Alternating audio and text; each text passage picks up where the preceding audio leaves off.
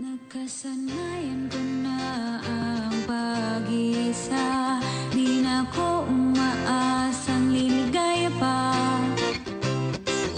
Kislap ng bituin ay di na napupunat ang simoy ng hangin. Di ko na rin madama ang lahat ng ito'y biglang nagbago. Nang maniwala ko sa mga sinabi mo,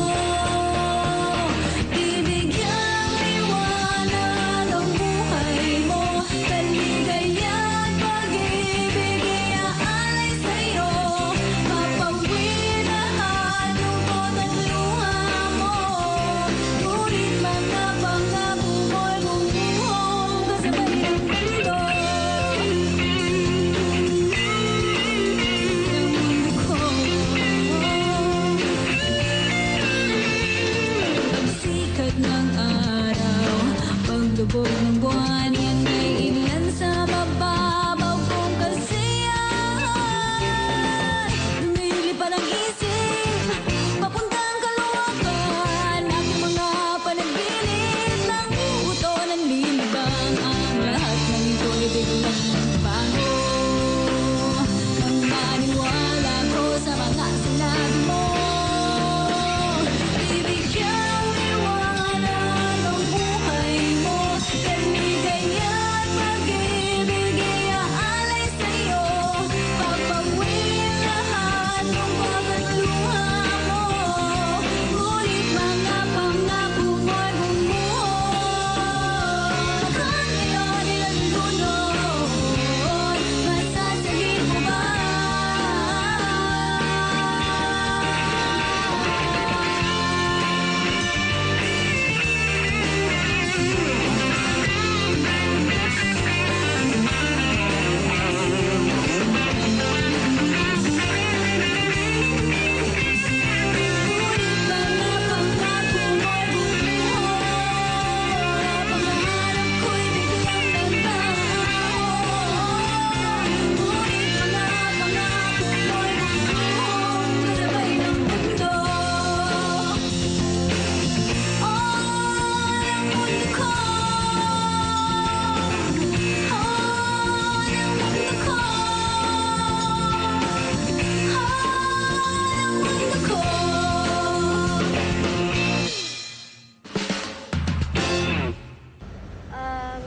Elmer, thank you nga pala sa merienda.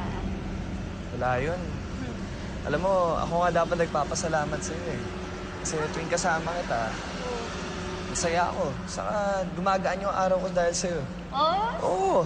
Oh. Ano ka ba? Ako nga dapat magpasalamat talaga sa'yo kasi nag-enjoy rin naman ako eh. Nag-enjoy ako pag lumalabas tayo. Sige. Mauna na ako. Bukas lang tayo magkita. Sige. Janet. Ay. Teka lang. Bakit?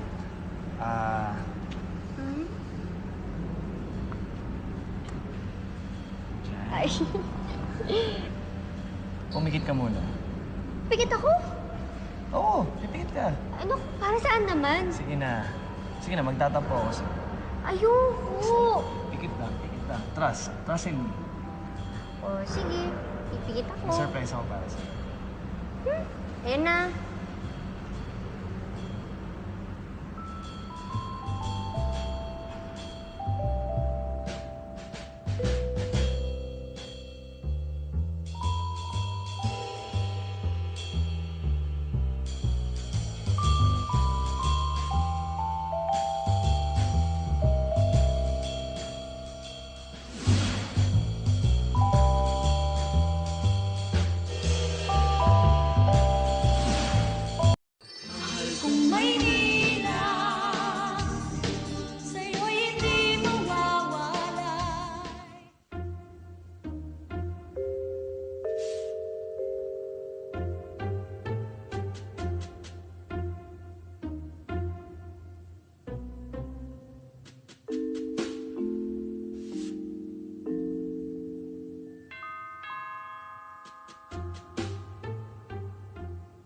Janet?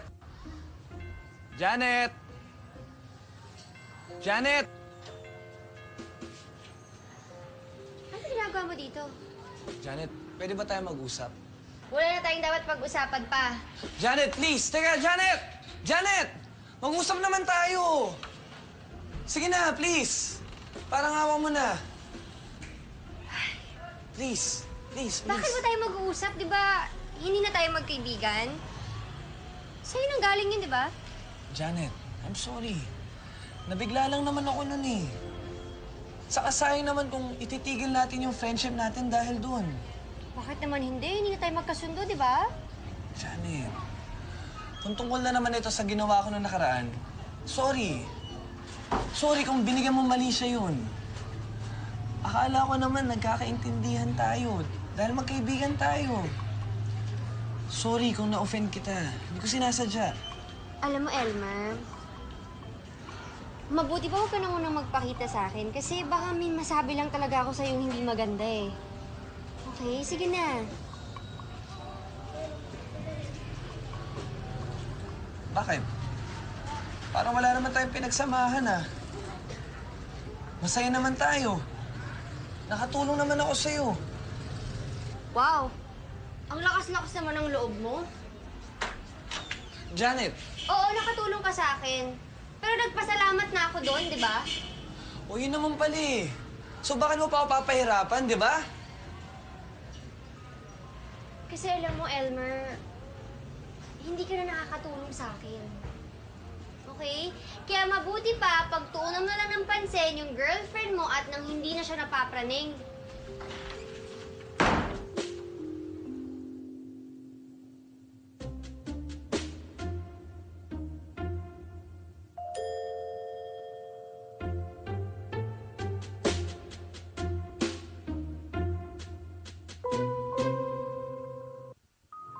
Naku pa, ang dami-dami mo yatang dala-dala. Alam mo naman ang mama mo. Talagang alam lahat ng paborito mo eh. Inilit, tinuto lahat. Pinadaan pa nga ako rin sa flea market para mabili ang paborito mo rin yan. Siomay ba? Yes! Tsaka tong saging na Kumain to. tayo. Ha? Sige, buksan na muna natin. Hirap pa. Pero Ay, naku. Ano eh, masaya naka-selyados. ako, masaya ako na dumalaw ka sa akin. Alam mo, medyo nag-worry din ko minsan kami ng nanay mo, ng mami mo, how you are. Kagaya ngayon, parang may dinaramdam ka eh. Puna-puna. Wala naman. Pero may na-realize lang ako magmula nung lumipat ako dito kila Maggie. Parang hirap palang magtiwala dun sa taong hindi mo ganun kakilala, no? Tapos, sisirain na ng ganun-ganun na lang yung tiwalang yun. Alam mo, dinaraanan ng isang tao lahat yan, eh. Gusto mo nga iyan. Yan.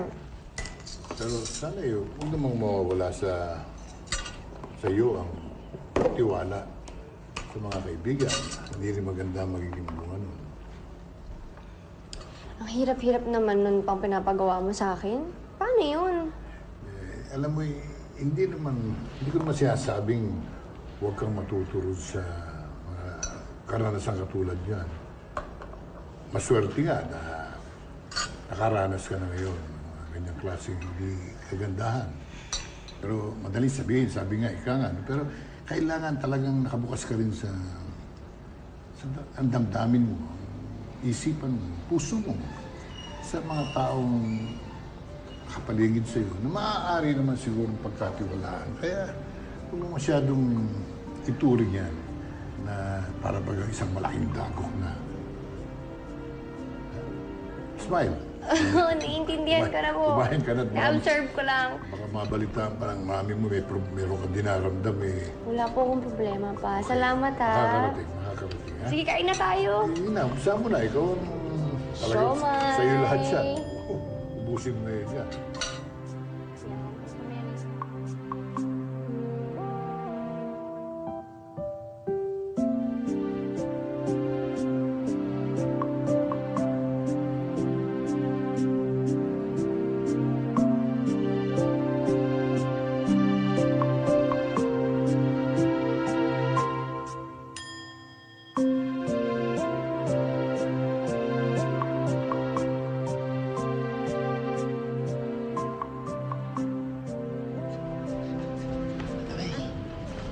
Ah, excuse me, ano ba? Hi. Hi. Hello. Hello. Janet. Teka. Kilala ba kita? Hindi. Kasi, matagal ko na napagtanungan yung pangalan mo eh. Don't freak out pero I did some research on you at marami na ako alam tungkol sa'yo. At matagal ko na gusto magpakilala sa'yo kaso ngayon lang ako naglakas ng loob eh. Hi. I'm Christoph Zaragoza. Hi, I'm Janet. Hi. Okay na? Okay. Matagal ko na gustong sabihin sa'yo to eh. Baka minsan, okay lang ba sa'yo? Bisitahin kita sa inyo. At kung okay lang, yayayain sana kita lumabas. Kung okay lang sa'yo, kung okay lang sa'yo. Pero pag may lakad ka, Oo. kahit next time na lang. Wala akong lakad. Okay lang. Pasensya na, kinakabahan ko. Hindi, okay lang. Yan, okay lang. Wala akong lakad mamaya. So, okay lang sa'yo na... Oo. Oo, okay lang. Wow! Thank you, Janet. Maraming salamat. Sige. Ito na siguro ang pinakamaligayang araw ko. Talaga. Sobra. Thank you. Sorry, pinagpapawisan. Okay ka lang? Yeah. Teka. May girlfriend ka na ba? O kaya baka naman may girlfriend kang naiwan sa probinsya, ha? Wala. Single ako ngayon. Wala akong girlfriend. Tsaka ako, tubong Maynila ako eh. Pero kung hindi ka naniniwala, ipapakilala kita sa parents ko. Just to be sure. God? Sasabihin nila sa'yo lahat tungkol sa atin. Oh, sige. Okay, so, paano? Maya na lang. Sige, ah. Ay, wait. Meron pa? Teka lang. Mabilis lang to. Ito kasi, yan. Lagi kasi ako may dala nito araw-araw. Just to be sure, para handa lang ako. Para sa'yo. Talaga? Sa akin yan.